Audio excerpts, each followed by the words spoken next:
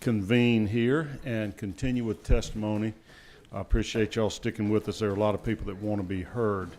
Roy Robinson and Kathleen Burden from Altria, you are next up, and if you'll just have a seat at those chairs. Thank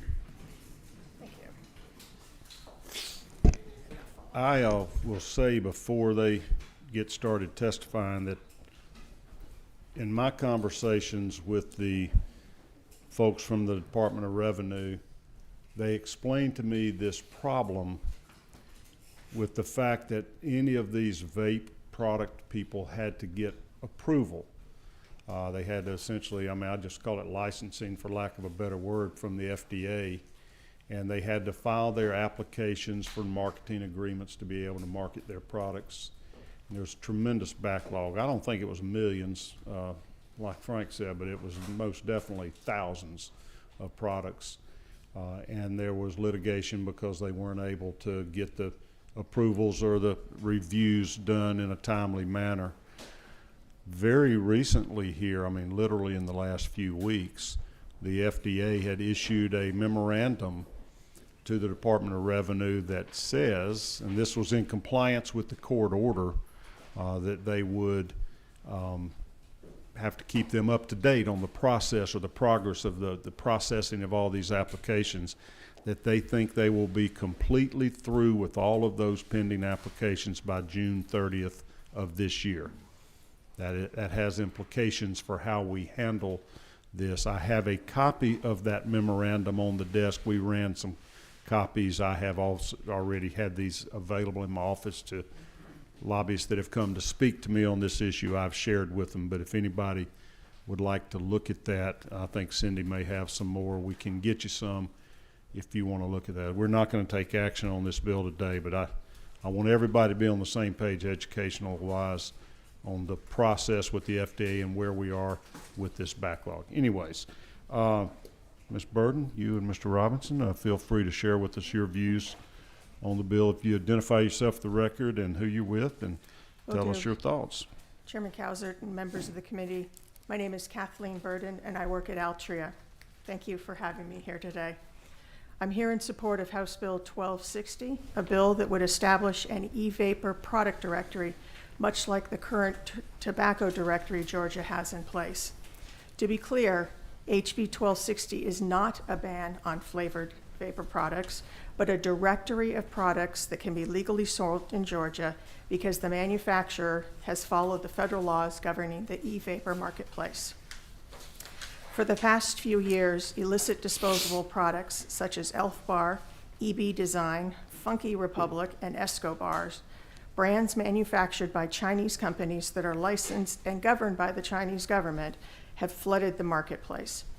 These are the same products that are banned by the Chinese government for sale in China, yet they are being illegally shipped into the United States. CDC estimates that over 50% of the e-vapor market consists of these illegal products. The FDA has issued import bans, cease and desist letters, and fines in an attempt to bring an end to the illicit activity, but the proliferation of these products has overwhelmed the agency's enforcement ability. To provide some context, the 4 brands I previously mentioned, Elf Bar, EB Design, Funky Republic, and Escobars, have received 87 warning letters from the FDA. Moreover, the FDA has initiated a program with Customs and Border Patrol to intercept these products when shipped to the United States. Yet these companies continue to import these products into the States, increasingly using means that not only violate FDA law, but also represent criminal violations of customs law. For example, manufacturers are purposely mislabeling shipments as toys, batteries, shoes, and other products to avoid detections by customs and border control at the point of entry. The companies in China are aided by a small minority of distributors and retailers. One of these wholesalers is named Me1, who lists for sale on its website dozens of brands that FDA is working to stop from entering our country. Me1 has also received a warning letter from FDA for selling illegal products. Yet instead of stopping the illegal importation of these products, Me1 is actively funding efforts to prevent states like Georgia from enforcing the law.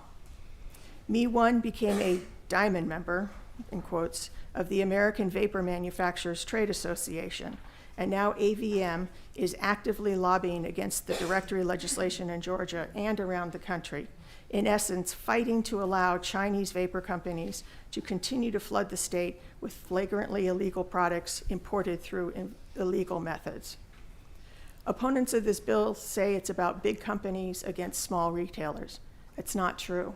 The fact is, responsible wholesalers and retailers support this bill because it is often impossible for wholesalers and retailers to know if they are breaking the law. This information gap exposes businesses to the risk of enforcement action by federal agencies, often by way of massive fines. A publicly available e-vapor directory, like the existing tobacco directory, is a simple solution to a growing problem. The directory is open to any product that has an authorized applications or products that have complied with federal regulations requiring products to submit applications to the FDA by September 9th, 2020, and whose applications are still pending at FDA or held in the courts. The dates in the bills are not arbitrary. These are the dates that underpin the application review process the FDA has established. In 2016, FDA deemed e-vapor under its purview. This regulation barred the sale of any new e-vapor products introduced after August 8, 2016, unless the product first received a pre-market tobacco application authorization. The agency later required products already on the market to file authorization applications by September 9, 2020, and allowed those products to remain on market until a final authorization decision was made. Many of the products that applied by September 9, 2020 remain pending today. Critically, the FDA made it very clear that if a manufacturer wished to sell an e-vapor product that was not on the market prior to August 8, 2016, it must first submit a PMTA, the pre-market tobacco application authorization, and wait a decision prior to entering that product into commerce. Several states, including Alabama, Louisiana, Oklahoma, and Wisconsin, have already passed laws requiring such e-vapor directories. As an example, the directory in Alabama has approximately 1,500 e-vapor products, all of which comply with federal regulations and thus can be sold in the state. And I will note that only a small handful of products on the Alabama directory, approximately 2%, are manufactured by the two major tobacco companies. The large majority are from smaller vapor companies who have followed FDA rules. Imagine for a moment if instead of vapor products, we were discussing pharmaceutical products illegally imported into the United States.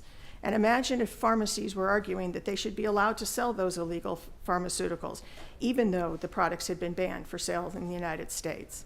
If such a problem occurred, authorities would have no means to recall the drug, nor work with the manufacturer to determine the cause of the problem. No one would stand by and allow this in the pharmaceutical industry, but this is the exact problem we face today with these illicit vapor products. Not only does this bill benefit law-abiding businesses, it also prevents youth access to those products. Illicit disposable e-vapor products are the main driver behind e-vapor use. The absence of oversight has allowed non-compliant products to flood the market, making it easier for our youth to access. In the 2023 National Youth Tobacco Survey conducted by the FDA and CDC, the 3 of the 5 brands most frequently used by youth were known illicit brands. House Bill 1260 will help us foster a fair, regulated e-vapor market, end the flood of illicit products, and limit youth access. I thank you for your time and consideration, and I'll answer any questions. Boy, do you have anything to add? Okay. Any questions from committee members? Sure. You may. Senator Summers. Thank you for your testimony. Just to let you know, I'm proud of Chairman Gaines for bringing this bill. I'm concerned that the Senate's becoming the police here, the House or the legislature is becoming police in the bill, because I just Googled while you were talking, and I found, I don't know how many sites to buy Elk Bar and Lost Mary on my phone. There are thousands of them. And my question is, you're saying customs can't stop it. I think I heard that in your testimony. Customs can't stop it. Well, how is this bill going to stop this right here? I'm not trying to be corny. I'm just No, trying. no, well, and I haven't seen this bill for a while, so, sorry. My understanding is well, the bill will cover not only manufacturers, but importers as well. So importers, wholesalers, et cetera, all have to comply with the provisions of this bill. Meaning if someone wants to import those products into this state, they have to sign up for the registry. Now, every mom and pop resale website, what other states have done have banned delivery sales of these products. And delivery sales. We're talking about shelf space here. We're Right. talking about what's in the store, Right. not what's online. I Fair. get where you're coming from, but we're talking about what's in the store. Does the proprietor understand what he's selling? And we're trying to get those off of the shelf, or at least get them on the registry so they know what they're selling is legal. Mr. Chairman, if I may. Yeah, go ahead. Is that because it has nicotine in it? Is that why the tobacco is For us, it's nicotine. for Yes. yours nicotine, correct? If it didn't have nicotine, if they left that off and didn't test it and didn't tell anybody, they'd be able to sell it that way, I'm assuming. If it still poses the same danger, we'd probably still be here. I understand. Yeah. But FDA regulates tobacco products and have said that these nicotine products fall under their purview, therefore must be authorized before they're allowed to be sold in the United States. Senator Lucas, you're recognized for a question. Mr. Chairman, do you think if we look at revenue, we said what they needed in order to have the agency stuff, to go in and look at what's legal or what is out there, and they create the registry to determine whether it's a legal product or not, which means that they do the inspection of the stores, sales tax, and all that other stuff. That maybe doing it that way, one would know. In other words, if it's not on the approved list by the revenue department, you can't deal with it. That's what this bill does.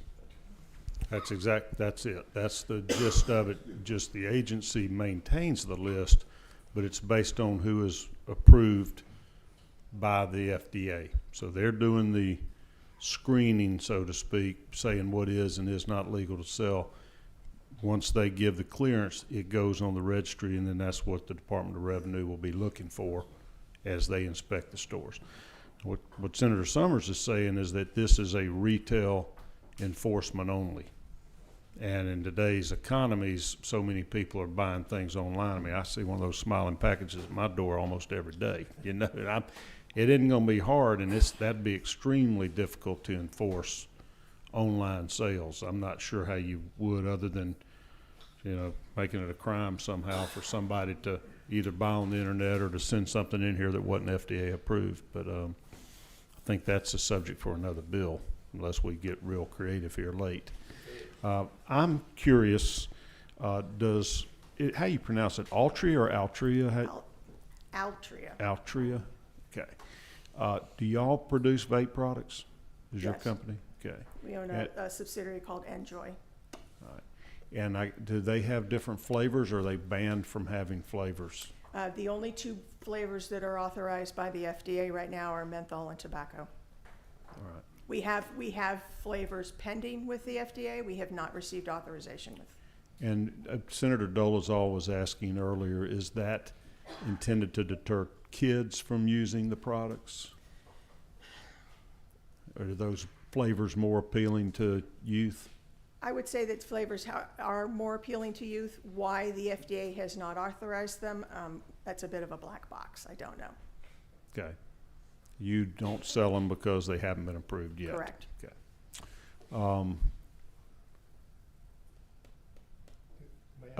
So what is it you're trying to accomplish here? To keep unapproved products from competing with your products for shelf space? I don't think it's a competition issue. I think it's a responsibility issue, and I think we have retail partners that are looking for help. They have a myriad of these products and are trying to figure out which ones are authorized and which ones aren't.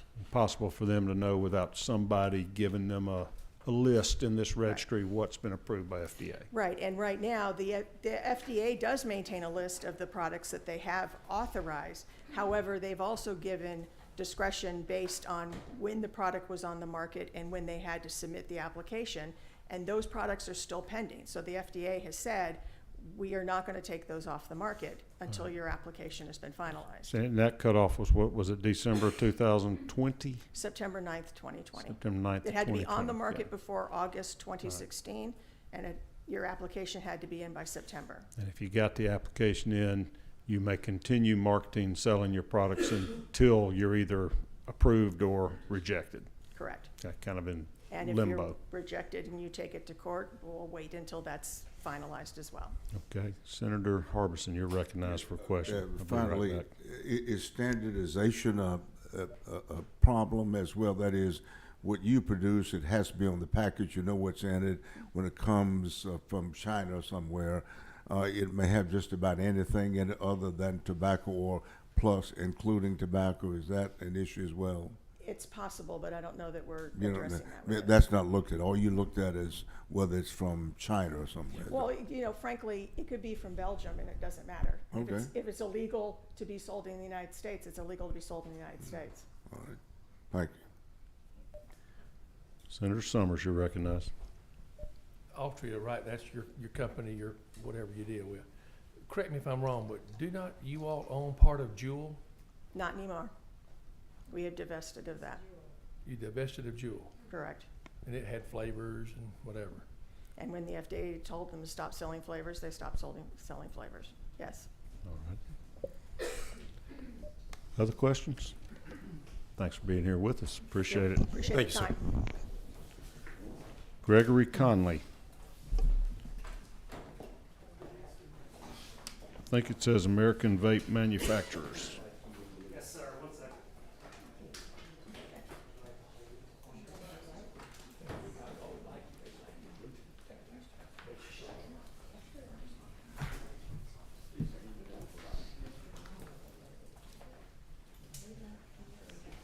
Is Reese McAllister in here? Okay, thank you.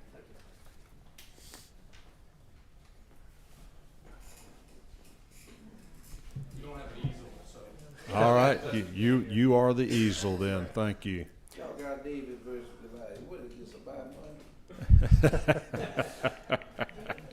You'll hear something about David versus Goliath. My name is Gregory Conley, here on behalf of the American Vapor Manufacturers Association. We were mentioned in the prior testimony, and I'm here today in a strange position because the language as amended by the House Regulated Industries Committee has not been addressed by the sponsor nor the proponents from Altria. So the language that this bill left with in the House Regulated Industries Committee would actually not shut down small Georgia vape shops. So that language is not before us. We only have the bill as it passed the House for us Correct. to consider. Correct, sir. Okay. The language as passed the House does not have the date difficulties that I will explain, but the good sponsor unfortunately didn't get into what the House did. So to explain the process, David versus Goliath, 2009 was when Congress gave the FDA authority to regulate all vaping products, or rather tobacco products. It was not until 2016 that the FDA deeming rule saying vaping products are tobacco products took effect. Under federal law, any vaping product that has come to market since February 15th, 2007, that does not have a PMTA granted, is illegal under federal law, the black letter of federal law. But under this bill, the one bucket there, tobacco-derived based PMTA application window, 2016 to 2020. If you have a product that is still pending review, even though it is illegal under federal law, it remains legal under the original version of this bill that they are now advocating for you to seemingly go back to. Meanwhile, the last bucket there, the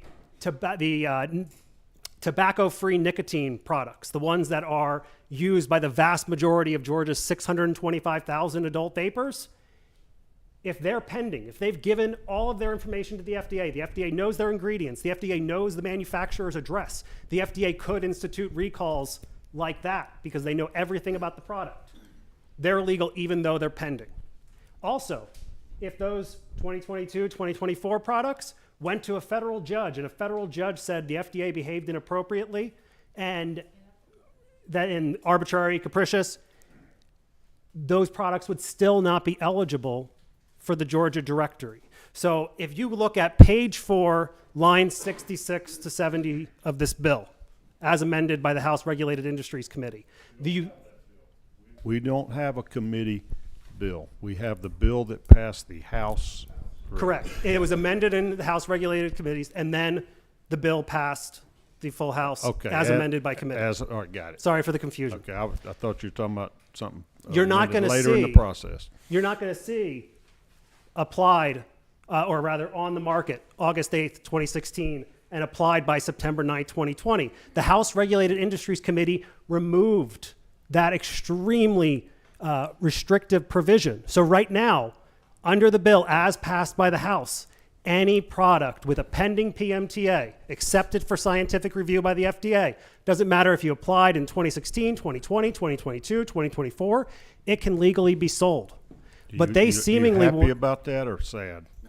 You want more them to be happier sold or than not? sad. Ultimately, Okay. I don't think registries are a great idea, but if you want to pass something as passed by the full House is the good bill. My fear is that part of the strategy of coming here today and not talking about what actually happened in the House is that they're going to come to you with a committee substitute next Tuesday, and you're not going to actually know that they're inserting back these 2016 and 2020 dates. Those 2016 and 2020 dates, and my testimony goes into this in more detail. I'm sorry, lots of dates, very confusing.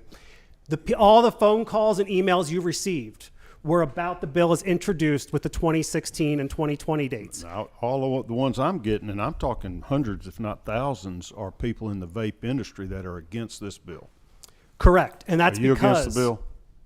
And that's because the 2016 and 2020 dates that are no longer in it, but the proponents of this bill, I believe the sponsor as well as Altria, they're going to want you to go back to some of the original language. The original language would ban the vast majority of products used by Georgia's 625,000 adult vapors, as well as the products that provide the vast majority of the $10 million in tax revenue.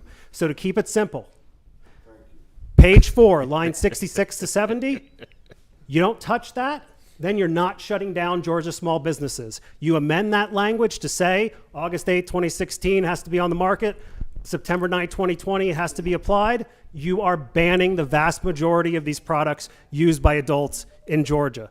I also want to be clear, there's never been a store-bought nicotine vaping product found to contain fentanyl, THC, etc. Drug dealers adding things to their products and handing them out to people, that's not stopped by a regulatory bill. Also want to make clear, NJOY's menthol product does not have PMTA authorization. NJOY's menthol product will only be allowed to be sold because it is a pending PMTA product. So I was very happy to testify against the original version of HB 1260, the one that would ban the vast majority of products used by Georgia adults today. But since the amendment will not shut down, as passed by the House. This bill will not shut down Georgia vape shops. Rather, it will say any product with a pending PMTA, the FDA knows where the manufacturer is, can do a recall, knows the ingredients, etc., those can be sold. But if you amend this bill to go back to the original version, as I think Altria would wish you would, you're going to shut down all these businesses, create illicit markets.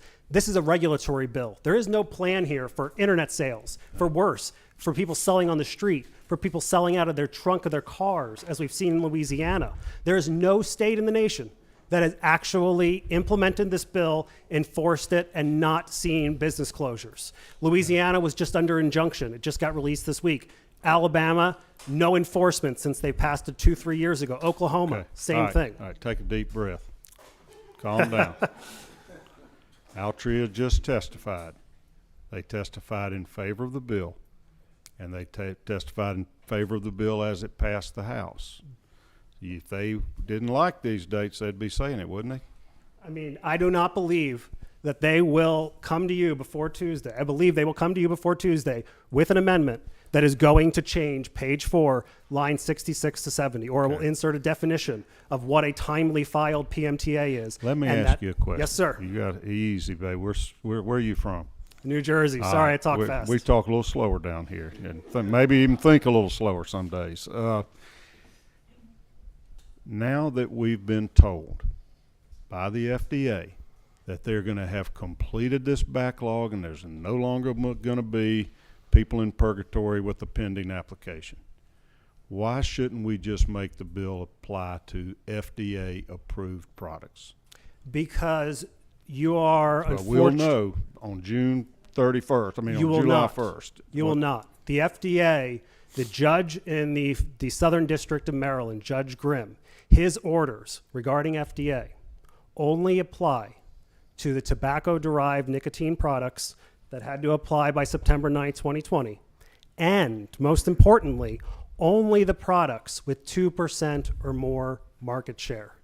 So you're going to have maybe 20 applications decided by June, and you're still going to have potentially tens of thousands still pending. Okay. FDA Why is should not we- going to clear their queue. Why should we allow somebody with a pending application to be on the registry? Why not just make it clean? If you got FDA approval, we put you on the registry. If not, whenever you get it, come to Georgia. Until then, stay in New Jersey. Great question. So what you have is both the Fifth Circuit and the 11th Circuit Court of Appeals have found that the FDA's review process has been arbitrary, capricious, and illegal. Those cases are going before the Supreme Court likely in the next 9 months. So you have 2 federal courts of appeals that have said the FDA's entire review process has been broken from the start. And lo and behold, the only companies that have gotten the FDA authorizations, Japan Tobacco, which sells cigarettes, Altria, which sells cigarettes, RJ Reynolds, which sells cigarettes. Not a single independent company. And by the way, Barclays and Goldman Sachs have both issued reports in the last 5 weeks saying that these PMTA directories are a key way for Altria to recover their sinking cigarette sales, because the 625,000 adult vapors in Georgia, nobody in the investment community thinks, well, if they just ban all the products except for those authorized, people will go to Altria's Enjoy or Reynolds' Views. Many of them will go back to combustible cigarettes. That's the reality we've seen in states that have passed these Tell me flavor about your bans. company, American Vape Manufacturers. Is that an organization of American companies? Correct. It is a 501c6 that represents small and medium-sized businesses, people who manufacture here in America, as well as people who coordinate with foreign manufacturers. All these products, if it has an electrical component, they're all manufactured in China. So also companies that work with Chinese manufacturers and import those products into America. Okay. Are any of your clients or your organization's members, do they have FDA-approved products? No, because there's only 3 tobacco companies with FDA authorizations. So you're against the bill because it would shut you down totally. You don't have any approved products yet. Again, the bill as passed by the House would not shut down companies, because it would say if you have a PMTA pending, you are allowed to be sold because the FDA knows where you are. The FDA can shut you down.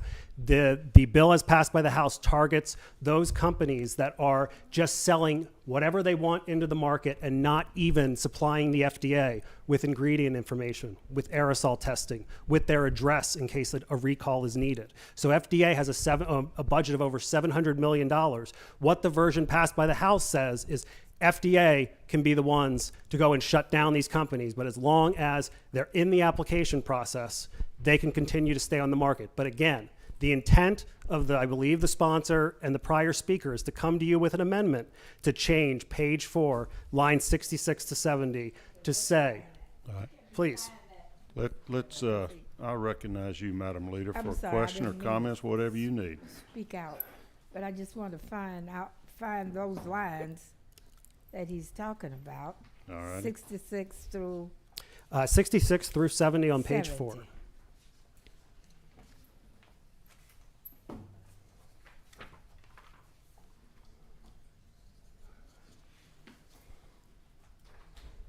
So it doesn't say anything in here about dates, he just knows what it's referencing. Those are products that would have had to be submitted by September 2020. Okay. But I do have another question as well. All right, Please. go right ahead. Isn't it the goal of this legislation to let the vape shops, the owners of the vape shops, know whether their product is legal and safe? Isn't that the goal of this legislation? I think the goal of the legislature should be to protect public health. And when you have Well, 30, that's the question I ask you, whether it's safe and legal. no nicotine product is safe. Well, I know that. But based on this legislation, that's what it's saying it will do. But again, Whether it's legal. sorry, I added safe. The bill didn't say safe. I did. any product without a PMTA authorized from the FDA, whether it was applied for in 2020 or 2022 or 2024, is illegal under federal law. But they're going to come to you with an amendment that's going to Well, you say don't know that for sure. they're going to want to go back to the original bill. In the original bill, Do you know that for sure? I would bet a You whole lot of money assume on it. that they're going to come with an amendment. I would bet a whole lot of money on it because nobody has mentioned in all their testimony in support of this bill that what their actual aim is, which is to allow products without PMTAs that applied by September 2020.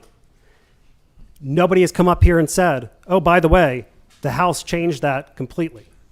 So you're making that deduction by the fact that the original bill did not have that, the sort of grace The original period. bill was extremely restrictive, and the original bill would have shut down all these vape shops. Now you're in a position, just last week rather, Wyoming, we got a similar amendment on this bill to say any product with a PMTA pending can continue to be sold. Altria's lobbyists tried to kill it, and when they were unsuccessful in killing it, they told the supporters, just vote no.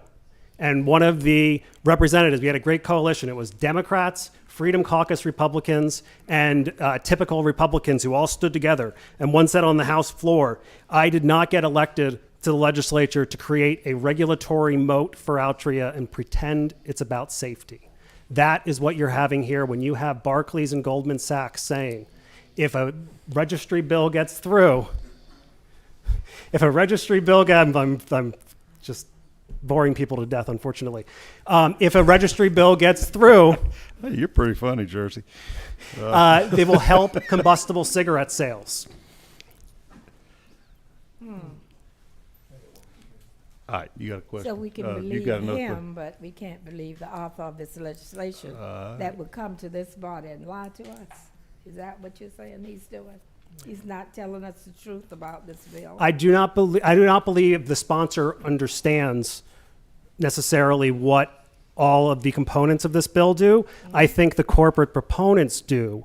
And I think that the investment analysts that have come out, Barclays, Goldman Sachs, saying these bills aren't going to help their vaping product sales. They're going to help their cigarette sales. We don't want more people Okay. smoking cigarettes. We want good regulations that keep these products out of the hands of minors, but we don't need to over-regulate these things to the point where you're going to have more than 50%, maybe 70% of this market being illicit.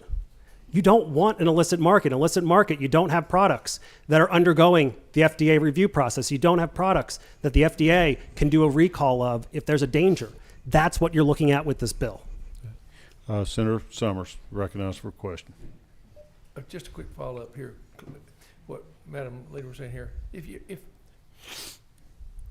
let me say it a nice way here. Please. Did, like Wisconsin and I think it was what, Wisconsin, Oklahoma, Louisiana, Alabama, they have registries, correct? In theory. In what? In theory. In theory. Does that create a black market for this product here, or that's what I'm trying to say? You're saying it always creates a black market, because obviously, everybody's smart enough to realize people are going to get what they want. They're going to figure out a way to get what they want. My question now is this right here. In those states that have created that, in theory, registry, as you say, has that created a monopoly for the Altra folks and the people that have it? It will, but here's the thing. Wisconsin, not effective until 2025. Alabama, no enforcement, and we have a bill pending in the legislature that we're hopeful to get an amendment similar to the one we're advocating for here. Oklahoma also has been in effect for 2-3 years, zero enforcement. So if you consider that the existing market continuing to sell all the products that are not on the registry, yeah, you have a gigantic illicit market in those states because there's no enforcement going on. And lastly, Louisiana. Louisiana was under injunction by a Louisiana court until last week, or rather 2 days ago. And in Louisiana, right before the injunction, unfortunately, the injunction came and I could not get the video, but we were getting reports that tobacco shops were complying with the law, but then they were moving their disposable vaping products, their post-2020 vaping products, to the trunk of a car in the parking lot. Because the regulatory people, they come in, they check behind the shelf, they don't go and ask, hey, is there a guy in the parking lot selling these things out of the trunk of their car and you're profiting off of them? So yes, in the one state, Louisiana, where we've had actual enforcement, although it was interrupted by an injunction, we did see a lot of movement towards illicit markets. They couldn't even get started with the enforcement in any of these states because they're so messy. Why are they so popular? They're so popular because you have 34 million American adults who still smoke combustible cigarettes that kill 480,000 people each year. So they just need a nicotine fix, and this is a good delivery device. It is a much, much better. In England, you have stop smoking centers in hospitals where they are giving patients vaping products, of course, adults, but they are giving them vaping products because they say the Public Health England, Royal College of Physicians, these are at least 95% less hazardous than smoking. They aren't safe. We don't want young people to use them. Why are they not safe for young people? Because nicotine is a dependence-forming drug. Nicotine is an addictive drug. You do not, and plus, the Public Health England, at least 95% less hazardous than smoking. You don't want young people using a product that is 1 to 5% as hazardous as smoking. You want adult smokers, adult chewers, adults who may decide they smoked when they were younger, they're going to pick up a pack of cigarettes. It's much better if they buy a vape product. So nicotine. That's why FDA doesn't want young people, doesn't want flavors in them, because that appeals to young people. Gets them addicted early. Here's the issue, though. Is that right? The data, FDA, yes, is extremely concerned about youth, but the data from adults continually shows about 70 to 80% of adult users, particularly those who have switched away completely from cigarettes, they're using the flavored vaping products. That's the dichotomy. You want to keep these products out of the hands of youth. And by the way, youth usage is down 60% since 2019. Since the days of Juul, you've seen huge declines, while all these products that they're complaining about have come to shelves. So they haven't reignited interest in youth vaping. They've only raised the adults who are vaping. And with that, the number of adult ex-smokers, the people who have used these products to quit smoking, nearly doubled in just 3 years. So you're seeing the public health benefits that will be vanished, or you're going to have more public health benefits coming from the illicit market than from the legal market if you go back to the original bill as passed by the House. Thank you for being with us. Angela Holland. Thank you so much. Sure.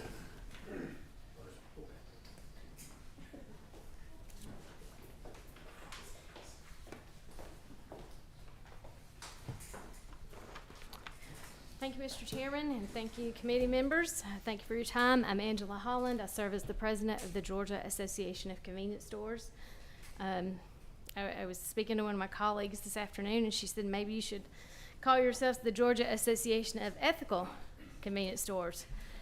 We represent roughly 2,000 of the 6,600 stores in Georgia, and our members are responsible retailers of age-restricted products. Last year, there were nearly 3,800 compliance inspection checks, and there were only 36 violations in the entire state of Georgia. So less than 1%. We're one of the lowest in the country. We support the concept of a vapor directory. We want to thank the bill sponsor for having our concerns incorporated in the bill, and we know this establishes a vapor directory. It'll help it strengthen the enforcement, give some teeth to the DOR to enforce this stuff.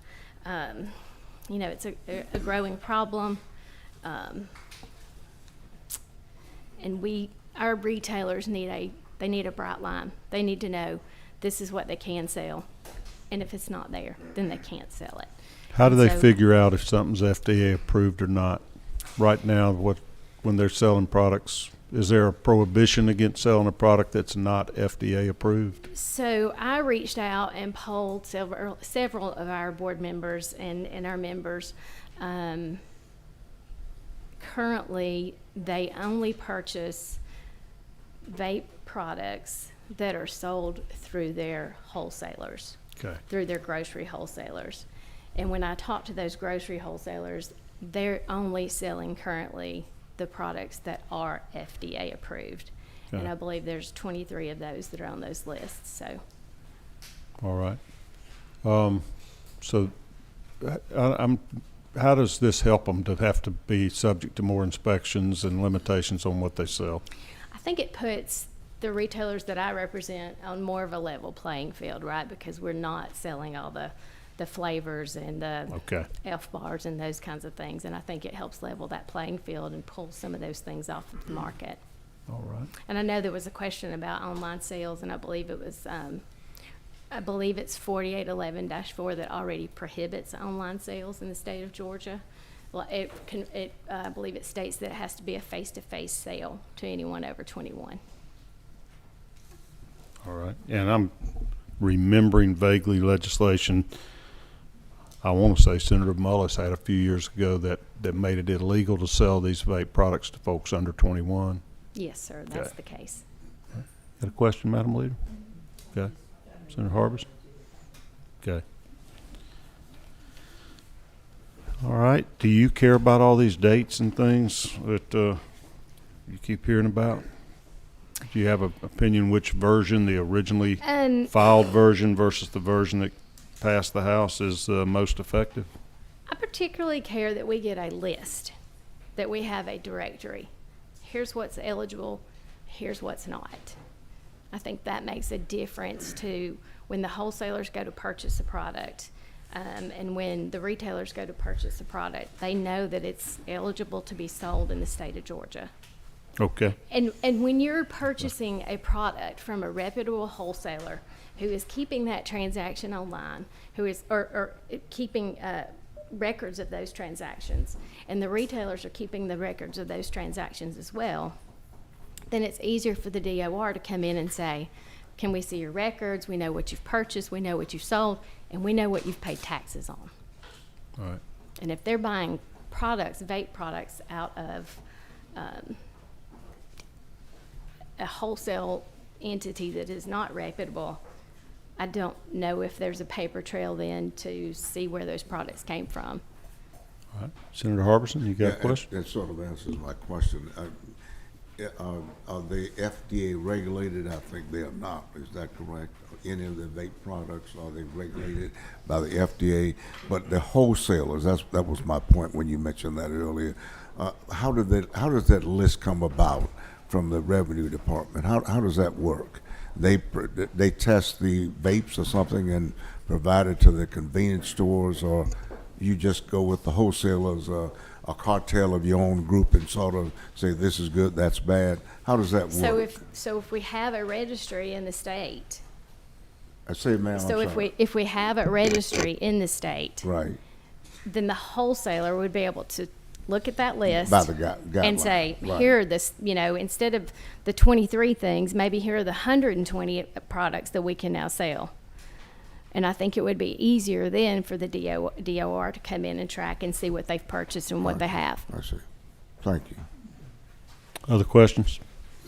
Thank you for being with us, Ms. Holland. All right, Susan Stutzman, Georgia Vape Alliance.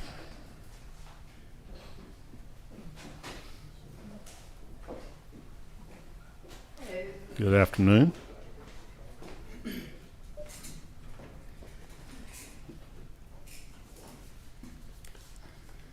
Good afternoon, Chairman Cowsert and committee members, and thank you for allowing me to speak today. My name is Susan Stutzman. I own 2 vape shops in Paulding County. I am a board member of the GVA, which is the Georgia Vape Alliance, and have been in business for almost 12 years. I've been around since the beginning and have complied with all the changes this industry has been given. However, I also must share that when I first opened and there was no law for the age to purchase vape products, I still only sold to adults at that time who were 18 years old, following the age limit to purchase cigarettes. We self-regulated before a law was created to state the legal age limit. Then when it was passed federally and it was turned to 21 years old, I changed all my signage and complied fully with the law. That's when our state put it into law, and so we, GVA, we actually supported it. My whole philosophy was to convert adult smokers to a safer alternative, and there were still millions and millions of adult smokers to be reached, and changing the age limit to 21 did not hurt my business model or philosophy. It has been asked before what the goal of this bill was. One answer is to keep it out of the hands of kids or underage sales. I just want to show you, and I believe, Chairman, you were showing how you could pull it up online, that it's out there. You can go anywhere, and you can get it black market. I mean, I have an 18-year-old son in college. I ask him, where do you get it? He doesn't do that, but he tells me his friends, he tells me the gas stations that they can go to, they know when to go to, and it's so upsetting to me as a law-abiding vape store that has been doing this for over 12 years that there's no law.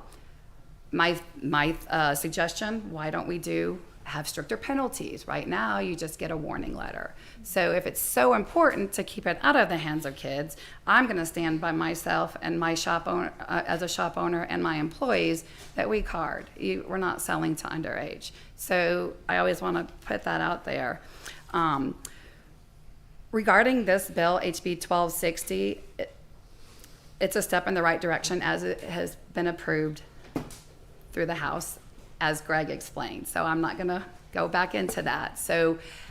But if it was to go in the original, my business, both of the shops my doors would be closed. I would have nothing. It would all be designed for gas stations or convenience stores. So your store sells nothing but vape products? I do actually have like some cigars in there as well, and the the CBD stuff and all that stuff those are the only, but it's all vape products. When did you get into this business? I mean, this has sprung up overnight there on every corner now. I am so glad you asked, because which is why I get passionate. I was a smoker. I started off as the roll your own tobacco. Remember those? They were popping up all over. They were all over Florida. I did a year of research. I was like, it's much cheaper.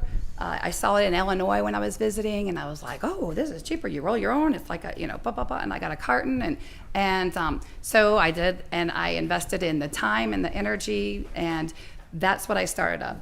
There was a highway transportation bill. I used to rattle it off the top of my tongue, but I have forgotten it. It's been over 12 years ago. Within 3 months of me signing a 3-year lease, that I could no longer allow customers to come into my shop to roll their own. So I had to be like, what am I going to do? And I had been looking at these little vape things, and I watched the studies and everything about them. Obviously, I have 2 kids. I do not want to, hurt myself. It did take me several years as a dual user. I was a smoker and vapor, but I am happy to say I am now 8 years tobacco free. I do not smoke. I also wanted to quickly share the success story of my husband, who Do is you also. vape? I do vape still. Okay. You So know, you're still hooked on the nicotine. I am still hooked on the nicotine. I'm I not. didn't mean that ugly. I mean, just. But it's you- very similar. But you're The just chemical not makeup smoking it, you're is not, like caffeine, and I don't go to Starbucks and drink coffee. Yeah. So, you know, but having a vape right before I go to bed sometimes, you know, it has the same, it might keep me up a little bit longer. So if I want to go, I don't have my vape, you know. So they're very, very similar. But my husband, you know, he had smoked for 30 plus years. 15 years ago, he quit smoking by switching to vape products. 10 years ago, he quit vaping altogether. So he started off with a flavored, I have to put that word flavored in there, 18 milligrams, worked his way down to 12 milligrams, 6, 3, 1.5, 0. He's like, okay, what am I doing? You know, I have 0 in here. All I'm doing is, it's just the habit, because that is part of the addiction, which is why, you know, honestly, when I had tried, you know, the gum, if just chewing gum was going to help me stop that, you know, it didn't work. I've been hypnotized before. I mean, you know, we're going years ago. So how long have you had a vape shop? 12 years. Okay. Is that when they first became a product or legal?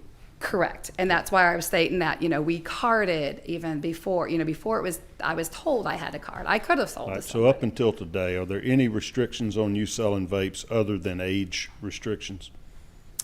Are you prohibited from selling non-FDA approved products by any law? So I am unable to sell anything that I am not able to. So, No, I mean, So, it- okay, we and got as a vape- 23 approved products. correct. If you sell something that's not approved, are you breaking a law? Are you subject to being Oh, arrested? absolutely, and I would not wanna Whose do law? that. Because it isn't Georgia's law. Correct. It would be a federal law. Okay. Yes. Yes. So all of these products out there aren't federally approved or in violation of the law. Correct. However, the big conundrum is there are lots of litigations. If you looked at how ICE, one of the other ladies that will be up here, she actually was a manufacturer here in Georgia. The process that they went through, all of them to just be rubber stamped, denied, denied, denied. I'm so, you know, I don't know all the law and the litigations and stuff, but there are companies that are, which is why there are still stays for these products. Unfortunately, I have seen so many e-liquid manufacturers. I can no longer sell them anymore because they have been given a denial order from the FDA, and so I can no longer sell their products. Which Why not just sell the 23 that are approved? because they're all tobacco and Because owned they by. don't have flavor? Pardon me? Because they don't have flavors in them? Correct. And the customers, you can stop at gas stations and get them. Typically, a vape shops isn't going to carry the Enjoys, the Views, the Logics, Juul. So none of those are in my shop. So in your shop, you're selling illegal products? I don't know. Everything is either it has not been granted a Okay. denial. They're pending. Yeah, got it. Correct. Okay. So- y'all are all taking advantage of this loophole. You got thousands of products that hadn't been approved, but only because they filed an application hadn't been approved yet, you're able to sell them. Non-FDA approved products, just because of this sort of grandfathering in as we wait for them to be. Correct. Yes, and I've been in business for 12 years. So what's going to happen on June 30th if they deny every single one of them except the 23? You going to stop selling them? Yes, my doors will close. I have, Because and I've people had won't to buy put the a 23 clause products. in my lease to try to, and we're still negotiating that the fact that I still have 2 more years on one of them and then 3 on the other, because that one was a 5-year. Okay. Do That you realize how risky the business was when you got in something selling products that the vast majority of your sales are not approved? Oh, which is why I've have part of a advocacy for day one of opening my doors and doing this. Yes, I follow. It's so hard, you know. People are talk about the metals and stuff, and then you go and look at the test, and they're doing something that we physically, as a person, cannot vape and inhale. But if they have it at 500 watts, which there's no way I could ever do it. Yeah, it might melt it and emit it, but and they try to twist it. And so for me, that's where I get, Where's your store? in Dallas and in Hiram, Paulding. Right. Thank you for being with us. I've got a few more people, and we Got are it. I running appreciate very, your very time late. I'm and just going to asking hit a questions. couple more here. Ben Cowart, Georgia Retailers. Ben, are you related to Craig Cowart at all? You're not his boy, are you? Not that I know of. Okay, just checking. He was my law clerk. I hadn't seen him in a while. You have the Thank- exact same name, and it's not Yeah, we're very I'm common, I'm just like from mine. South Oops. Georgia. Lord, my whole, go right ahead. Well, thank you, Mr. Chairman, members of the committee. Ben Cowart, Vice President of Government Affairs at Georgia Retailers. I know the hour's late. I'll be quick. Angela covered a lot from our perspective, but just on behalf of our members, I'd like to thank Representative Gaines for bringing the legislation. We feel a statewide registry would play a vital role in providing clarity to our retailers and customers and reduce the risk of any of our members unknowingly selling illicit products. The state currently maintains a directory for cigarettes that are lawful for sale. This bill would just essentially do the same thing for vapor products. Increased transparency and accountability would protect consumers from the dangers of illicit products, and we just ask for y'all's favorable consideration on it. Help me out. What's the danger? I'm still not catching. I get it if you got THC in these products or fentanyl or whatever, but I'm Yeah. trying to I think figure. I mean, the, they told us on all the hemp products they got 1 million bad chemicals and stuff, but nobody yet has said there's harmful matter in all these things other than nicotine. We've had that since Ed was in the Army. I think the dangers come for some of these disposable vape products that are on the market that haven't come through the FDA approval process of just not knowing what's What do in they there. do? Do they just test everybody really? I mean, what's FDA test? Do they do some chemical analysis of these vapes, or are they just looking to see? I'm where not sure exactly what the FDA does for their You approval feel like process. they're safer? if Yes, they're- we do. All right. Yeah. Any questions? Senator Harbison? I just wanted, I was looking online and I wanted to ask the previous person about the vape. Why is everybody so attracted to it, and what's the safety as opposed to nicotine? And it says, besides nicotine, e-cigarettes can contain harmful and potentially harmful ingredients, including heavy metals such as nickel, tin, and lead, volatile organic compounds, just all kind of stuff. And I'm just, why is that appeal? And I see somebody shaking their head out there. And I used to be a smoker, and I quit. So, Maybe we just need to ban nicotine. Senator, but I was just yeah. curious about that. Why- I'm not sure the why it appeals. attractiveness of vape and all the smoke. I mean, I don't vape. I'm not sure why it appeals, Okay. but sorry. Thank you. Thank you. All right. If I call somebody's name and you're not just overly talkative, you think your view's already been expressed, feel free to wave. I got Keith Gossett from Bucky's Vape Shop. I know Bucky's, all right.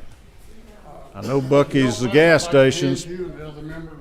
We require that to be handed in beforehand, but if you'll just put them down there on the end, we might pass them around. You're not the Bucky's truck stops, are you? You ain't the Bucky's truck stops, are you? I thought you might be a little side I business. wish I had their money. Mr. Chairman, members of the committee, I appreciate the opportunity to speak today.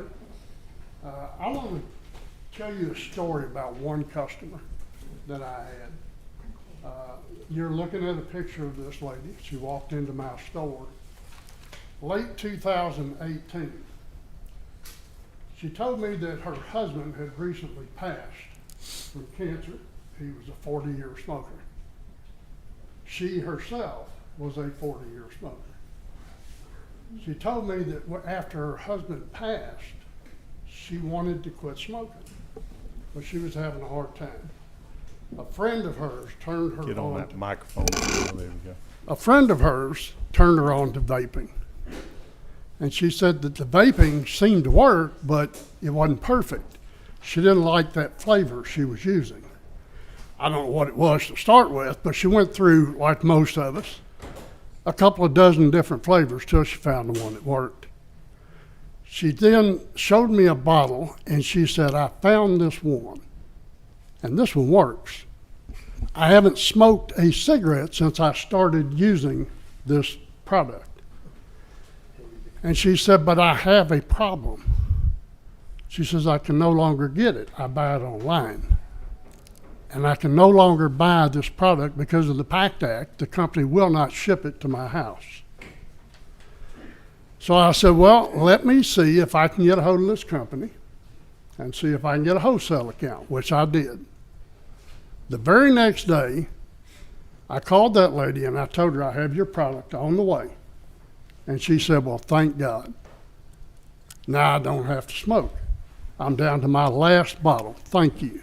That lady came into my store every month from 2018 to get her e-liquid to stay away from cigarettes because that one product worked. And she came there every single month until January of this year, or last year, I'm sorry. In January of last year, she failed to show up. Her caretaker came in, and her caretaker said, I'm sorry, but she has been diagnosed, and she is terminal. But she still wants her vape. She was so proud that she had stopped smoking. She was not going to give up her vape. So her caretaker kept coming. And in May, that caretaker quit coming. But she called us, and she told us the lady had passed. I kept that lady's e-liquid on my wall until this past December. I just didn't want to take it off the wall. It held a story. It held a success story. So You in want this December, bill? I got rid of it. Okay. And that was the end of that. So why am I telling you this story about this one lady? Because in the subcommittee in the House a week or so back, a question was asked. And that question was, the state of Alabama has 1,400 products available to their vapors. Isn't that enough? And I would tell you right now, the answer to that question is a resounding no. It is not enough. At the time this lady came into my shop, I had more than 2,700 products on my wall. The only product that was going to work for her was this one she had in her hand. What do you mean work?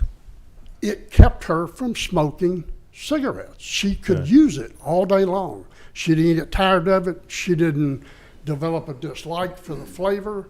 She loved the flavor. The flavors are what makes this product work. The other thing, this product, and nobody will deny this product is the most effective stop smoking tool ever come out. That's And because it's you like- don't stop it's like getting that nicotine. Because of options. That's the whole deal. Of course they are, but when they come Well, into how do my people shop, stop smoking that don't vape? this lady, Harbison, you don't, I'm going to answer both those questions. All right, hit I'd me. like to answer both those.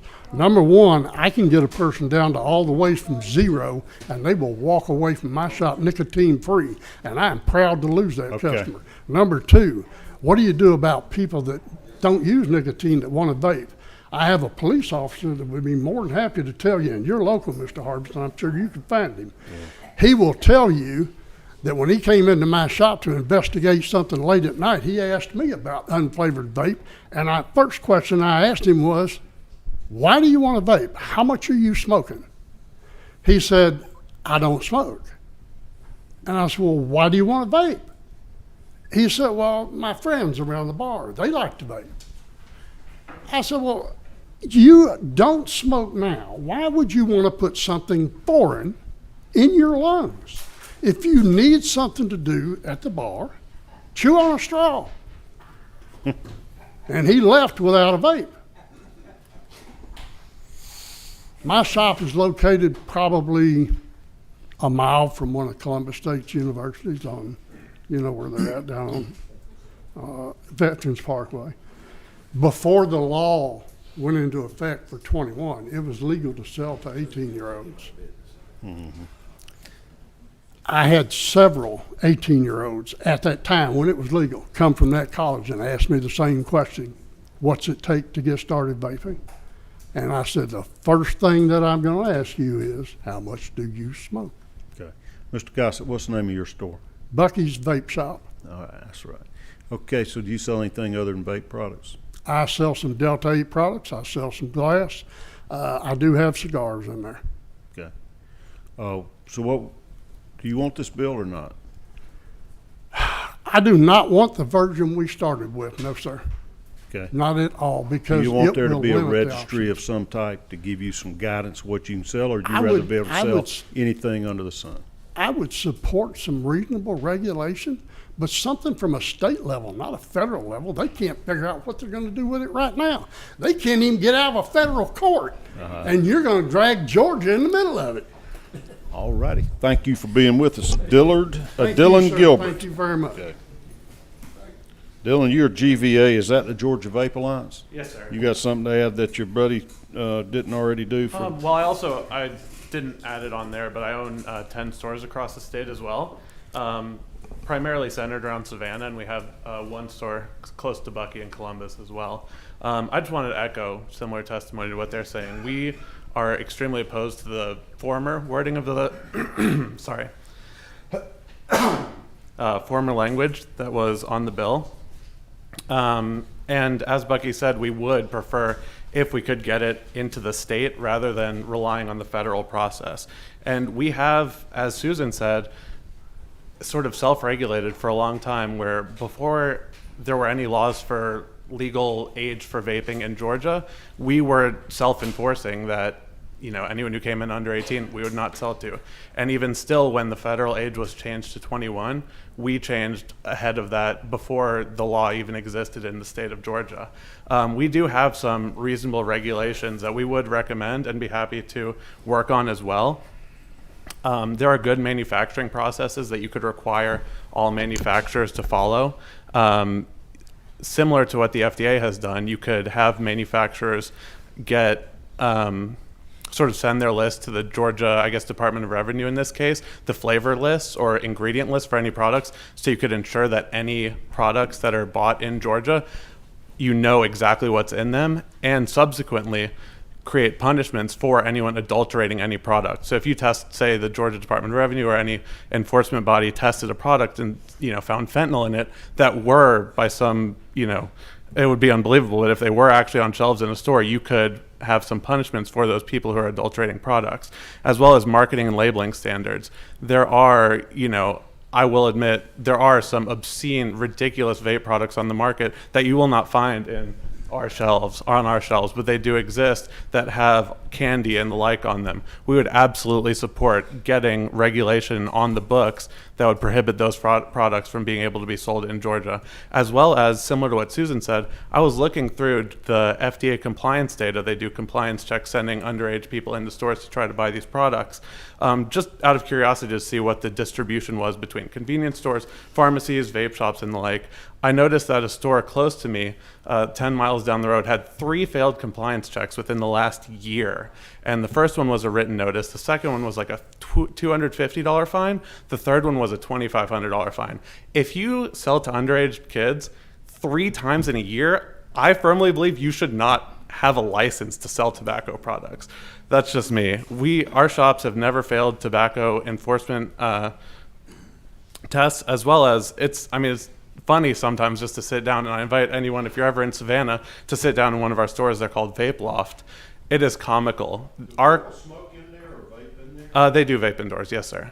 Because I can't keep these straight from the CBD places and the hookah lounges, and I don't even, you just Yeah. selling the product, or everybody hang out in there and vape? It used to be, prior to the pandemic, there were a lot more people that hung out, but nowadays it's more retail. There are some people, it heavily depends on the store, and, you know, we have stores by military bases, a lot of them tend towards, you know, mid-20s guys. They'd like to hang out. We have stores, say like our Richmond Hill store, where our customer base there skews way older. You know, there will be days, Monday afternoon, where it's like people that could be my grandparents the entire day.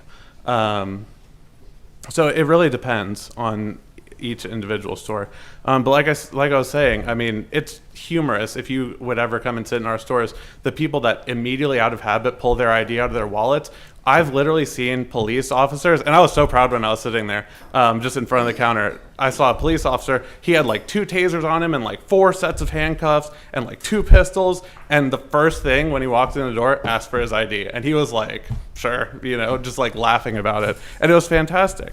And just similar to that note, what Senator Dolezal was saying is I think it was his brother, he said, quit with Fruity Pebbles flavor. And 95% of our sales are flavored vape products. Our top 5 sellers, especially among the older crowd, is the most popular. It's a butterscotch caramel cream. It's called Grumpy Old Man. Second is straight menthol. Third, blue raspberry. Fourth, strawberry kiwi. And fifth, peach pear. It's ridiculous. And there are so many people who come in, and this is the sort of thing that it's difficult to convey to people who don't vape or don't have experience with the products. A lot of the people who come in, when they taste tobacco, it makes them want a cigarette. There's, I guess, some link in their brain where that connects. So you know all of those flavored products of yours are not FDA approved. That's correct. And we You're started still selling them. Sorry. They are either have stays or are under review. So they're still legal products. And What you going to do if they rule them all illegal? we would have to close, assuming every single one under review right now were deemed illegal. We would have to close. Well, I mean, and if they say no flavored vapes, we're not even going to spend any time reviewing them anymore. We think those are bad. They get people hooked or whatever, you know. Essentially, and Lisa can attest to this, that's what they did. The fact of the matter is that an illegal product is not deemed so because it's unsafe. Okay. They did it, and the Fifth Circuit, you can look at the Fifth Circuit Court of Appeals ruling on this. They said that the FDA used this as a de facto flavor ban. There were opportunities to present marketing strategies and certain things that the FDA initially requested from manufacturers, but did not consider in their PMTA process. The only thing they considered was whether or not it was a flavored product. Right. There are certain flavored products that did get through. Funnily enough, Lisa can attest to Lisa, this. come on up because you're on the list. He's talking for you. That You sit in that other chair, mic's on. yeah. So I was going to say about your product that ended with tobacco was the only one that was actually The only approved. ones that were, Yeah. well, they weren't approved, doesn't matter. but Or did not receive a didn't. market denial. Yes. Sorry. Is that, I had submitted all my stuff. I'm Lisa Gano with Vape Right VR Labs. Turn that little mic around in front of your mouth when we hear you. I'm Lisa Gano with Vape Right and VR Labs. We started out as Vape Right in 2009. My husband had been smoking cigarettes forever. He had a $300 a habit. I was teaching school and we had a small child and did not have money for cigarettes. So I was like, well, no, these are not e-liquids. These are devices for you to see that this is what y'all were talking about. But that was how he quit, because he could not quit smoking. He tried the patch, he tried hypnotism, he tried acupuncture, he tried Wellbutrin, he tried everything. Cold turkey, nothing stuck to him. Does he vape? He did. Does he He's- now? No, because he got down to zero and did zero for a while. So you just because- stepped down the nicotine levels? Because you Okay. were able to do that with vaping. Where cigarettes, that's not an option. Got it. Yeah. So And that's sorry. the benefit. Yeah, that's part of the problem with the current even approved products is they're limited to, I believe there's one product that is 1.5% milligrams of nicotine, a Logic product from the Japanese tobacco company. The vast majority are 5%. The most popular, and I can speak for Lisa if she doesn't mind, is 3 milligrams of nicotine, which is 18 times less nicotine than what's sold in the vast majority of these approved products already. So, and in addition to what you were saying, we offer a pathway out that would not exist if we didn't have any, access to all these available products. Like Bucky was saying, just the vast array of products give us the ability to give people an Got it. out. Sorry. Lisa, It's okay. where are you based? My stores are in Woodstock, Atlanta, Ackworth, Curtisville, Jasper, and Rome. And we just moved from Marietta for our warehouse and office facility. We just moved up to So Jasper. where you make the products? We do, as VR Labs. When FDA became involved, we created VR Labs to separate our retail store from our manufacturing.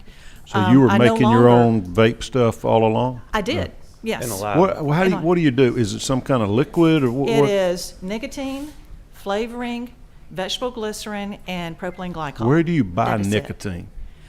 Nicotine River from domestic. So There's this a got company like just here. some kind of concentrate or whatever that's. I only use, you have different levels, but we only use 100% because I'm not going to have my staff. Is it a liquid or a gel It's a or liquid. oil? It's a Okay. liquid. And they just squeeze it out of tobacco plants or something? Or where does it come from? I'm not sure how they manufacture it. Where you but buy it? They manufacture it. I get it from a company called Nicotine River where they do. Are they an get American it and company? they testing. Yes, they are. Where are they based? California, I believe. Okay. Yeah. So how in the world did you figure out how to do all this? This is my husband. All day long. He started it. I was teaching school. I said, you're on your own because I don't have time. And it got to the point to where I was teaching all day, and as soon as we put our child to bed, I was helping him at night, getting orders out because we were working Y'all out got of home. FDA approval? No, that's why I'm not manufacturing e-liquids anymore, Have you because applied they shut me for down. I did. the I did all my marketing? submissions on time, and they randomly, I was supposed to get a deficiency letter telling me if there was something I need to improve upon. I did not. What I got instead was a huge market denial of everything that I submitted, except for those things that ended in the word tobacco or menthol. So for them to say that this is not a flavor ban is not true. That's So what if exactly it what is? they Maybe did. they got a reason for a flavor ban. I don't know what it is when over, say, 75% of my flavors are probably fruit is the biggest sellers, and I've only sold to adults. Since we opened up our first retail store in 2011, it's been adult only, period. Okay. Everybody in this room would be carded coming into my store, because who I think looks over 27 or 28 and who a 21-year-old thinks, Yeah. it's two different things. I've employed people who Heck, were I don't even know for earlier. sure that Dylan's over 21 looking at him. I know. I might my card him pocket like he goes did in. that cop. How old are you, Dylan? I'm almost 29, and Okay. on He's a young Tuesday. pup. I know. Yeah, or on Monday rather. So But- You are quite an entrepreneur for a 29-year-old thank with you. 10 Yeah, stores. we started in Georgia in end of 2015. Yeah. Okay. Yeah. But it's where the FDA first said, okay, this is what you have to do. We're going to make this so small manufacturers can do this as well. So here's your guideline. But then they threw that guideline out the window, because after the submission, they go, oh, well, let's change the testing parameters. So now you don't do that, you do this. So they test And- your product, you submit it to them for testing. No, they wanted us to do testing. Where do you do your testing? I did not get to that far because they had already had the market denial. Okay. Well, the way your place was called, something lab there, I was wondering if VR you Labs. Yeah, I was Yeah. wondering if VR Labs, would you add your own little testing No, lab? I would, no. Okay. Unfortunately, I'm not that big, and I don't have the money to take the FDA to court to All get right, a So stay. do you support the bill or not? What I need, if I can just clarify on this, I do like that the date is taken out. My problem is going by the FDA. When they're not even going by themselves, they've even told in the Fifth Circuit, I believe, when it was, who would we have? Does Judge the date Ullman? being taken out even help you? You've already been denied. No, it doesn't help me. So you're But- not stayed or pending or whatever, you're No, you're but out. the problem is this is not just about nicotine products. This is included. This is a tobacco product. The tank is, this device, this one, the pod. Each of these things is a tobacco product. So you're talking about all these things. So it doesn't matter if I don't have anything. If it's like on June 30th, all of these things are gone. If they don't have approval pending or a stay. Right. And of those things that are approved, say it's almost 30, it's not 30 devices, it's pieces and parts. And no, I do not believe even a quarter of my customer base would go to those, because you it's not going to satisfy them. Think there ought to be a registry? I'm open to it. I mean, if that's what we need, I don't need one for my stores because I'm a responsible shop owner. I'm only going to buy from responsible people. I've been doing that. So In what's the 2000 consequences to you if you sell to distributors or marketers your products that have been denied? What is my? What's the consequences to Well, I you? don't manufacture e-liquids anymore. So you went out of business? I had to for VR Labs. Well, no, I did not go out of business. I changed my business profile. I no longer manufacture e-liquids. What do you do now? You don't manufacture what? E-liquids. I no longer manufacture anything with nicotine. Period. Okay. And you can And- sell anything that doesn't have nicotine in it. There's no regulation. Yes, or there it? is. Who Because regulates that? FDA also denied my 0 milligram. FDA denied vegetable glycerin. All of that I had to stop as well. Okay. Is They there any- denied flavorless. Do you know of any health danger to, vaping I don't. liquid? And that's why when you talk about metals and things like that, I'm like, I have no idea what they're talking about. Yeah. Unless it's where they're testing on a machine, where it's pushing the button on a device, and let's say there's no liquid in here and it's dry, maybe that's what's testing out. But in the liquid itself, and FDA did know what I put in my liquids because I had to submit my recipes, I had to submit my labels, they know what my labels look like, and I had to update this once a year. And they approved that part, if I may say, and they approved that part. Well, there wasn't any approval, it was that you had to submit it, and that was back in 2016. And Yeah. then in 2020, I had to do my recipes and labels back in 2016. So for them to say they didn't know what was in it was false. Because it was very clear I had to do that. And then in 2020 is when you had to do all the other ones, and they wanted the youth protection and marketing. They didn't even look at it. They admitted to that in the Fifth Circuit. That while they said you have to spend all this money and all these hours and all this time to do this, because that's what we want is to protect the children, they did not do it. And adults Okay. like flavors. One of Yeah. my biggest All right. sellers is a hot cinnamon. I got two more. Oh, sorry. Sorry. No, you good? Oh, I don't, you have one more little Oh, punch I just on wanted that? to say that the heavy metals that you brought up. So this is a coil. This is essentially a heating element with cotton wrapped around it. And to what Lisa said, oftentimes in these studies that result in heavy metals or the like, what they do is they don't actually have someone inhaling it. They just push the button and suck the air out of it and then test the air. So whereas if I were using this product and I was vaping it and I tasted burnt, as in the cotton from this coil that absorbs the liquid is burning, I would stop using it. They used it far past that point, and when the cotton's gone, no liquid actually touches the coil anymore to cool it down. So they're burning the inside metal coil and the cotton, which is where the formaldehyde comes from, burning the cotton. Formaldehyde? From burning the cotton, or whatever they said, I forget. But they nothing in the make all of liquid. these ridiculous claims. Nothing in the liquid. And then the metal burns, which is where it says heavy metal. In the same way that if I put a steak on a grill and burnt it to an absolute crisp, it would be carcinogenic. This would be carcinogenic if you just burn it to an absolute crisp while you're sucking on it, which you'd never get to that point because it would taste terrible. So- Speaking of that steak, you just reminded me, our committee dinner started at 6 o'clock no. tonight. So Sorry. let's move I'll on. get out of your I hair. got two more Thank you. speakers. I would just ask to have something with something like this, because this is not anything that has been addressed earlier that was a concern.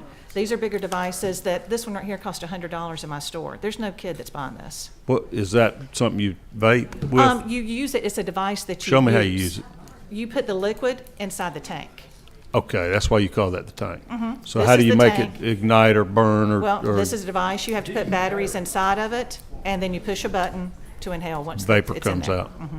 All right. They're all a little different. It's very valuable to have your insights here. All right, I got Taylor Moore and Jeremy Beery. I want y'all to come up together because this is our last two people talking. I want y'all talk like, kind of like Keith Gossett. No, wait, Keith was a slow talker. I'm,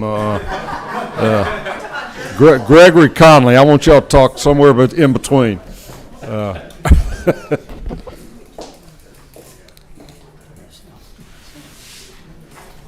Taylor, you were first on the list, so you get to talk first. You signed up first. Y'all wrote with the same pen, so I figured you're That together. was me letting her go first. All right. Well, good afternoon. Thank you guys for waiting and staying here so late. I do appreciate it. I know it's late for everybody. My name is Taylor Leftwich. I'm an attorney here in Georgia. I'm here on behalf of hundreds of businesses and thousands of constituents across the state. Like my stepdad, who smoked cigarettes for 30 years straight, was hooked on them, and eventually was able to weed himself off with vapes. But let me make something clear here. This is not about fentanyl vapes. This is not about THC vapes. That's not the issue at all. This is about 26 million products that were submitted to the FDA with PMTAs being narrowed down to just 23 products. All of those products are owned by big tobacco companies, such as our friends at Altria. This is the list of currently approved products by the FDA. You've got Logic Technology Development LLC, Enjoy LLC, which is Altria, and RJ Reynolds Vapor Company. Will you leave that for us? Sure. For me. It's clear that Big Tobacco is pushing HB 1260 to kill a multi-million-dollar vape market in Georgia that currently supports consumer choice, businesses, taxes, and employment across the state. This is because only Big Tobacco has the 23 products listed on the FDA's PMTA-approved marketing registry that this bill is currently based on. Passing HB 1260 will inevitably lead Georgians to return to smoking cigarettes, abolish our economy, eliminate thousands of jobs and businesses, and dispose of millions in annual revenue collected by our state in tobacco, excise, vapor, and sales tax, all in lieu of big tobacco and a $1,000 fee that would be paid by those 23 companies each year. That's $23,000 in lieu of $10 million that's currently collected by our state in those taxes. We have to be clear that HB 1260 monopolizes the market in Georgia and creates a burden that is not ours to bear. Under HB 1260, why should the state of Georgia undertake the duties of a federally funded agency like the FDA? Why is this bill being masked as a Save the Children campaign when the sale of vape and tobacco products is already legally restricted to 21 up? Instead, this legislature could easily allocate a portion of the millions in tobacco and vapor excise taxes currently received by the state and increase funding and enforcement efforts by the Department of Revenue for underage sales. Big Tobacco is simply using HB 1260 to mask and monopolize a vape ban in Georgia that is disguised as marketing enforcement measures, which only the FDA is tasked with and funded to carry out. This is simply not Georgia's burden to bear. This bill is creating Georgia law based on a flawed and constantly moving target that even the FDA is under fire for. Courts across the nation are finding that there was never a clear target for PMTA approval of tobacco, nicotine, or alternative nicotine products. Federal district courts are recognizing that the FDA sent manufacturers of flavored e-cigarette products on a wild goose chase. They equate it to keeping the goalposts shifting. And the 11th Circuit, which Georgia is a part of, also found that the process is arbitrary and conspicuous. So if the target is constantly moving and unobtainable, how can Georgia ever hit the mark? It's impossible. Again, this is not Georgia's burden to bear or mess to clean. Our current judicial system is severely backlogged as it is and would be flooded with new lawsuits if this ever goes into effect. Altria earlier stated that the retail partners are looking for help, but this is Big Tobacco's push to make Georgia help carry out the FDA's enforcement measures, which even they don't carry out. Recently, the Office of Inspector General for the United States audited the FDA's enforcement measures, and as of 2022, they found that only 440 warning letters had been sent out. So if the FDA is not enforcing their laws, why should the state of Georgia? Thank you. Where's Leftwich law based? In Woodstock. Okay. What are the rules now? Like, you're their lawyer for this industry.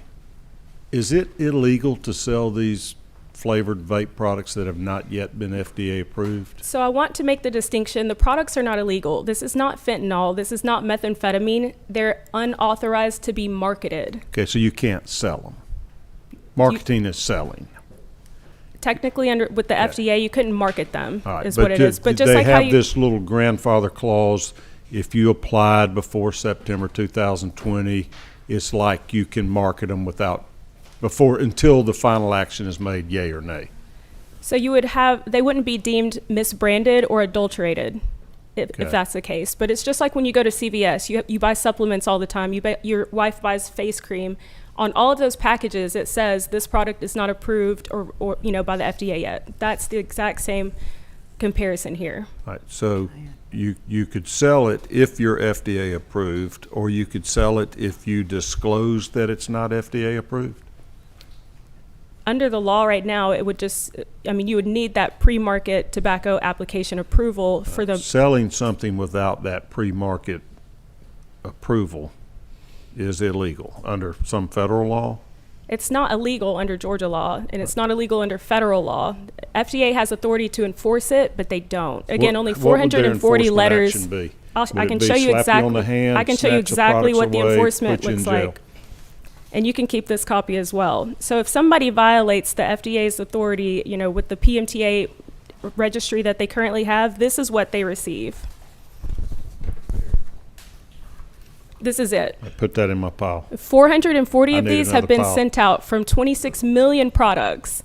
440 by the FDA, and this is with a $7.2 million budget. This is what they send out. And what happens if you get that and say you're not approved? If you get this, then you have the option to respond to them and show them how you're going to be compliant or take your products off of the market, and there's no follow-up with that or enforcement by the FDA agents. So if you don't take your markets off the product, they don't do anything? Some people may, but there's no active enforcement of this by the FDA. So there's no penalty. They couldn't come take your product off the shelf and bury it or put you in jail or The fine you? FDA could seize it. The FDA could. They've got that authority and they have that budget to come in your store and seize products that don't have the 23 PMTA authorized marketing orders. They could, So when but the Ju- FDA doesn't. Right. When July 1st rolls around and they have denied every one of these millions of applications, if they want to, they can raid all these people's vape stores and take all those thousands of products they have off the shelf. The FDA could do that. They've Okay. got the authority to do that. But again, that's not Georgia's burden to carry, That's and not we our don't. job. Yeah, we Federal don't. law, not state law. Absolutely, But they're absolutely. playing Russian roulette. Absolutely. And the FDA also has authority to seize imports as well that are coming in. And that, Yeah. again, is not Georgia's burden to bear. The Okay. FDA's got that. Great. Very, very good presentation. Jeremy, what you got to add? How could you ever add anything to that? Good evening, Mr. Chairman. Jeremy Berry, and I recognize I think I'm the last person between y'all and dinner, so I'll try and be quite quick here. Your law firm is Chilevis? Chilevis Grubman, yes, sir. Grubman, okay. And we, like Ms. Leftwich, we represent about 100 retail stores, brick and mortar, hundreds of employees, and our clients paid $3 million in state and excise taxes within the last year. So we very much have a vested interest. in Vape this. products tax just like tobacco products or similar? Similar, I think at a higher percentage, but yes, Okay. similar. I'm going to try and make 4 points and be super quick. Altria can sell its products today, period, end of story. They can sell their 23 products today. Never denied it. What they are trying to do, and what Mr. Conley I think correctly said is, I'll start at the beginning. We support this bill as passed by the House. We support it. Would you rather have no bill? We'd like our client wants to clean up the industry. We want everything to be on the up and up. We don't want bad actors. Okay. We don't want this version of a registry is better than the bill that was originally introduced. The bill that was originally introduced was drafted by Big Tobacco to hurt our clients, to stifle competition, and to hurt Georgia employees. Period, end of story. They can sell their products today. The Altria representative never said she couldn't sell the products. They can sell them. They're trying to stop our products from sale. That's what's going on here. So do you think we need a registry? What purpose would it serve? It depends what problem you're trying to solve. Because I don't know that it's going to immediately make everything safer. Okay. And part of the problem, and I'll get to this in a second, All right, is go ahead. Point number 2. misplaced faith in the FDA. And Ms. Leftwich referred to this. There's a DC case, misplaced FDA faith in the FDA. You know, it's not often that the state looks to the FDA for guidance, but in August of 2023, and I'm happy to hand this to you, this is the Fontem, F-O-N-T-E-M, U.S. versus FDA case. I'll leave this. Put it in my pile. This is the DC Circuit Court of Appeals who struck down the FDA action because the FDA acted unlawfully by failing to engage in the holistic public health analysis required by the statute. The agency did not take into account the potential benefits of unflavored products or weigh those benefits against risks to the public health. This is the DC Circuit in a 24-page decision saying that the FDA process is a sham. You might as well have. Is that the one that's in the Supreme Court now? I believe it's being appealed, yes, Okay. I believe By so. Big Tobacco? I don't know who. Okay. I assume so. Well, it was in favor of all the vape manufacturers, that they didn't get a fair shake by FDA. It looked at two things. It was a appeal of a flavored product and an unflavored. And in the flavored, the court held that analysis was correct.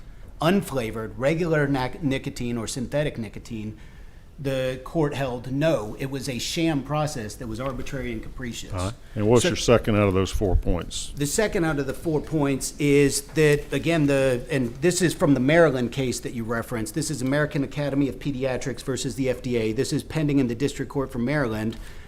You referenced a recent memo that the FDA said they're going to get it done by June 30th. Yeah, they were responding to a court's order, I think. Correct, and that's this case. And I'm happy to give you in July of 23 when they said they'd get it done, in December of 23, and then in October of 23 when they said, we'll let you know. Yeah. And then January 22nd where they say they'll try and do it by June 30th.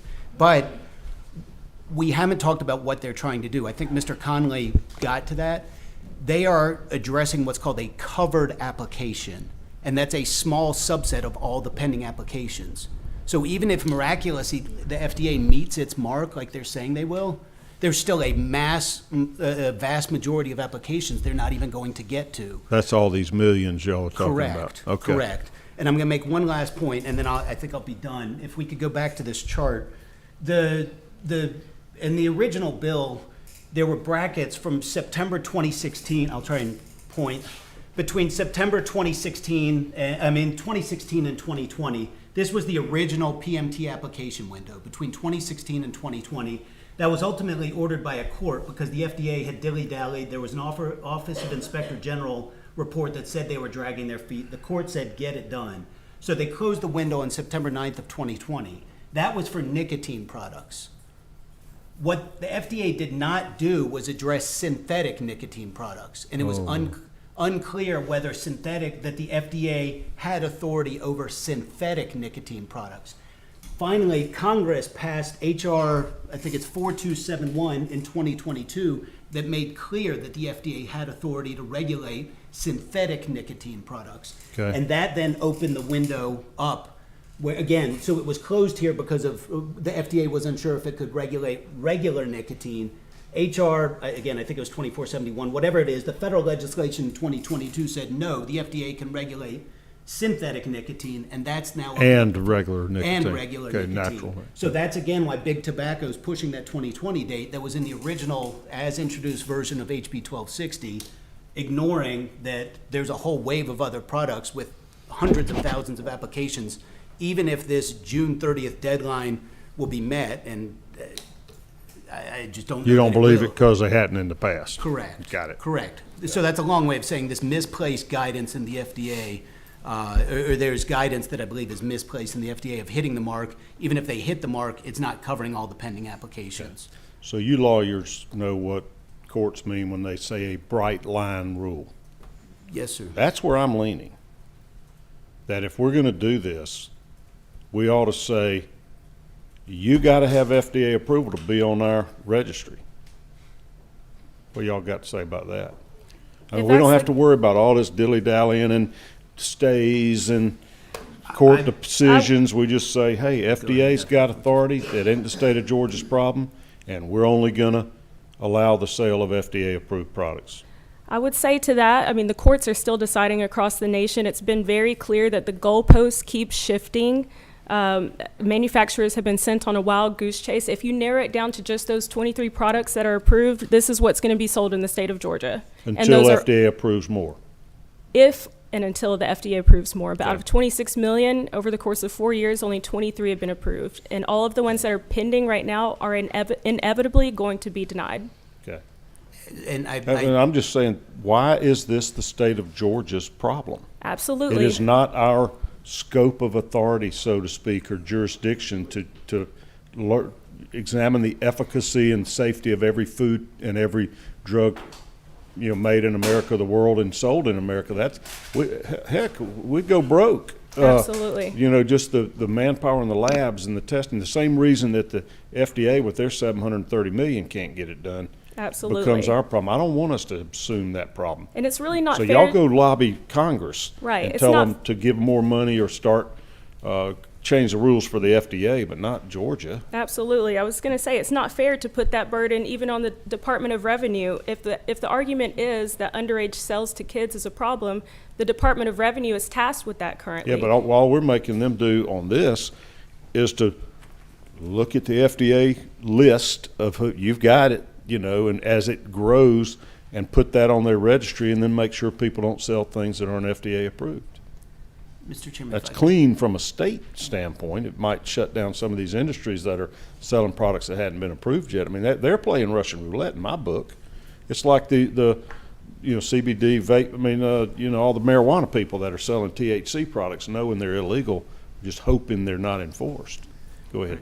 If I may, real quick, I would have more faith in the FDA if they were doing the process right, but when they've categorically denied millions of applications, you may as well have a robot do it, just stamp no, no, no. So our choice And then. with that, and I was going to say, I think also there are some in this debate who are being intellectually dishonest. I can walk into a GNC store and buy all sorts of vitamins and supplements and weight loss drugs and this and that never are approved by the FDA. So as I see it, our choice is either to rely on the FDA to give us some comfort that what we're allowing to be sold in Georgia is safe, or else saying the heck with it, we don't care if it's safe or not, buyer beware.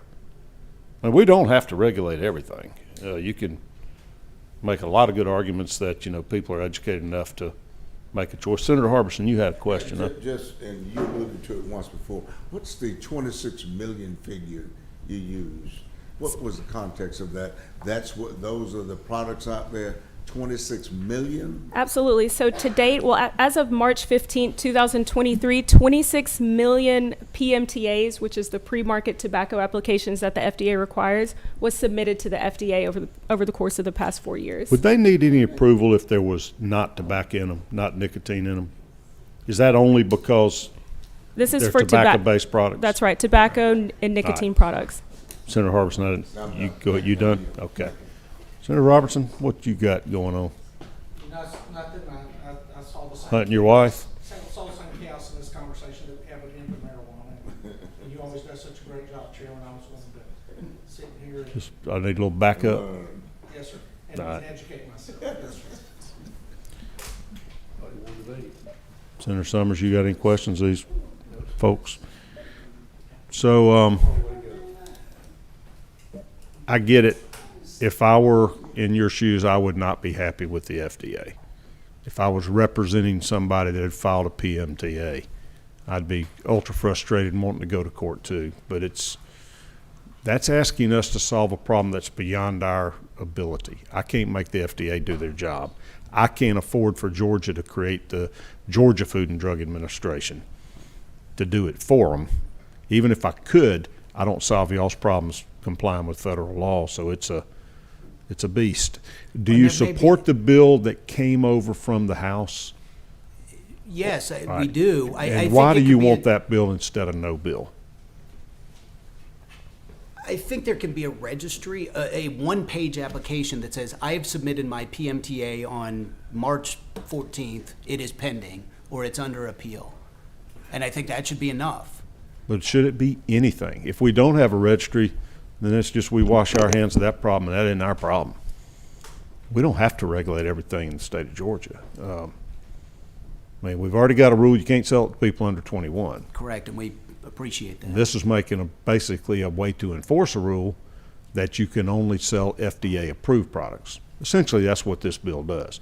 And then we get in the argument is it only something that's gotten an FDA approval already, or can we extend the date and include somebody that filed an application for X, Y, or Z date? I mean, isn't that really what we're arguing over here?